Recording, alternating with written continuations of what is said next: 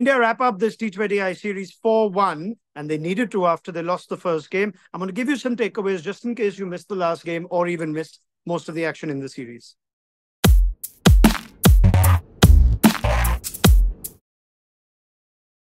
Firstly, full credit to Shubman Gill, the captain. As far as captaincy goes, he seems like a natural leader. He was innovative with his bowling changes. He gave Mukesh, Kumar and Khalil Ahmed extended spells when they were taking wickets. He changed things up with his spinners. He also trusted the part-time spin of Abhishek, Sharma and Shivam Dube to bowl some important overs, which proved to change games at times. So Shubman seems a natural captain. Avesh Khan and Washington Sundar have both echoed in the chats that I've had with them that he's actually a bowler's captain. And he himself said that he likes to give confidence to his bowlers.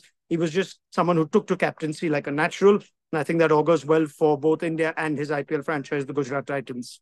Washington Sundar is the next biggest takeaway for India. They've almost been waiting for Washi to come good in white ball cricket. This was a really good series for him. He effectively had to do the role of a primary spinner. Ravi Bishnoi did that initially, but then Zimbabwe started playing Bishnoi a bit better. Washi bowled important overs, difficult overs, and just made off-spin, simple off-spin successful. So real full credit to him. He won the Player of the Series award at the end, leading wicket taker, and that is just something the selectors would be really happy with that all-round spinner's role potentially vacant after Ravindra Jadeja's retirement in the T20I setup, and Washi's made a strong case for it.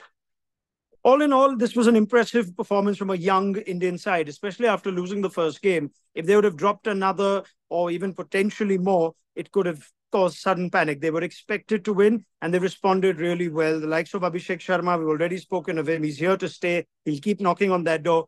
Jaiswal is without doubt the incumbent. He's a quality player and he'll get a long run in T20Is going forward. Lots to like about Riyan, Parag. Shivam Dube seems so much more confident after the World Cup win, player of the match in the last game. And the seamers all did their job really well. Mukesh, Khalil, Avesh, just reinforcing that India's fast bowling reserves are strong. Tushar Deshpande found it tough, but he will learn as he grows from here. Good series for India, and the future is bright.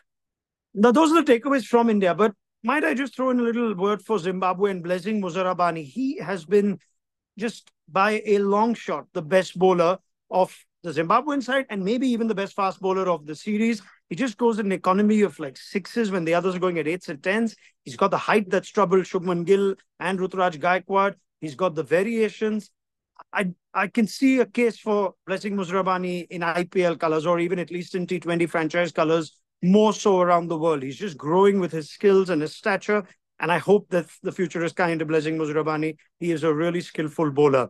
Sikandar Raza at 38 is someone who's very impressive as captain. They need to try and forge a path to making it back to the ICC events. They've missed out on both the 50-over and the 20-over World Cups recently. Raza is fit enough and certainly plays a pivotal role with bat ball and as captain in the field. He was player of the match in the one game they did win. So I hope that under Sikandar Raza, the Zimbabwe team can find enough going together. They've got some young players that have shown a lot of promise in Brian Bennett and Dion Myers. If they all start firing together and they find one more seamer like Muzarabani and Garava's good, they need one more. They could be a real force. They can hold their heads high. They had their moments in 3 out of the 5 games, but they were always going to be outplayed even by this young Indian side.